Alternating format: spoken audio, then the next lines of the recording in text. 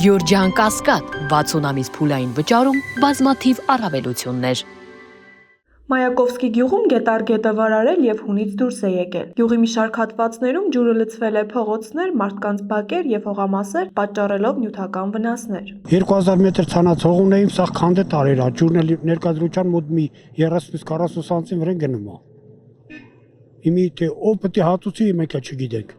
Այդքան վնաս ենք կրել մենք։ Մեր ապրուստի միջոցն էլ էդի է, ուրիշ միջոց չունենք մենք, հող մշակելով։ Ներկա պահին համարյա միլիոնի հասնում է, կարող է ավել լինի։ Վնասն այդքան տվել է։ Դեսերմել ենք առեցան է։ Մոտ մի 4-500 հազարի սերմ ենք առետնգել։ Սա ջուրը տարեր է դրանք չկա։ Նույն խնդրին է բախվել նաև գյուղի բնակիչ Ալֆրեդ Միքայելյանը, ով ծաղկաբուծությամբ է զբաղվում։ Գետի վարարման արդյունքում կարելի ասել, որ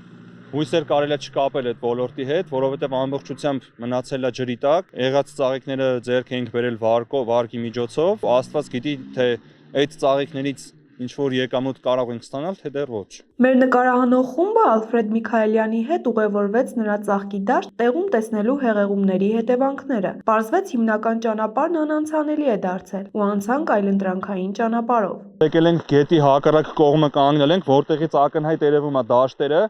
Տվյալ ծառներից հետո բոլորը իմ սեփականաշնորհված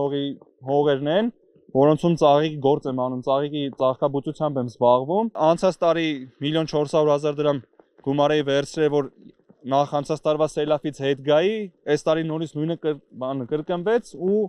այդ 1.400.000-ը մնաց իմ վրա։ Հիմա այս դաշտի հետ կապված էլ կարելի ասել հույսեր չեմ փայփայում, որովհետև ամեն տարի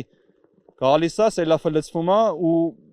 ամեն ինչը հոդս է ցնդում։ Գյուղացիներն ասում են, վարարումներին նպաստում է նաև գետառում կուտակված աղբը, որտեղով անցնում է նաև խմելու ջրի խողովակը։ Ասում են, գետի չմաքրման հետևանքով այն տարին մի քանի անգամ պայթում է։ Բնակիչները դիմել են տարբեր պատկան մարմինների, այդ թվում Veolia ջուր ընկերությանը, սակայն խնդիրը չի լուծվել։ Փաստինֆոն եւս կապ հաստատեց Veolia ջուր ընկերության հետ, որտեղից պատասխանեցին, որ այժմ մեկնաբանել չեն կարող։ Փաստինֆոյի նկարահանող խումբը եղել է նաև Աբովյանի համայնքապետարանում, որտեղից պարզաբանեցին, որ խնդրի կարգավորումն ու պատասխանատվությունը համայնքային չէ։ Այնուամենայնիվ, արձագանքելով բնակիչների ահազանգին, կատարվել է գետառի լայնամասշտաբ մաքրություն։ Սելավատարի մաքրման աշխատանքներ Աբովյան քաղաքի սկզբնամասում։ Անվտանգային նկատառումներից ելնելով իրականացվել են նաև գետառին հարակից արգելապատնեշների վերականգնման աշխատանքներ։ Իսկ կառավարությունն էլ առայժմ լռում է։ Պարզ չէ, հեղեղումներից տուժած քաղաքացիները փոխհատուցում կստանան, թե ոչ։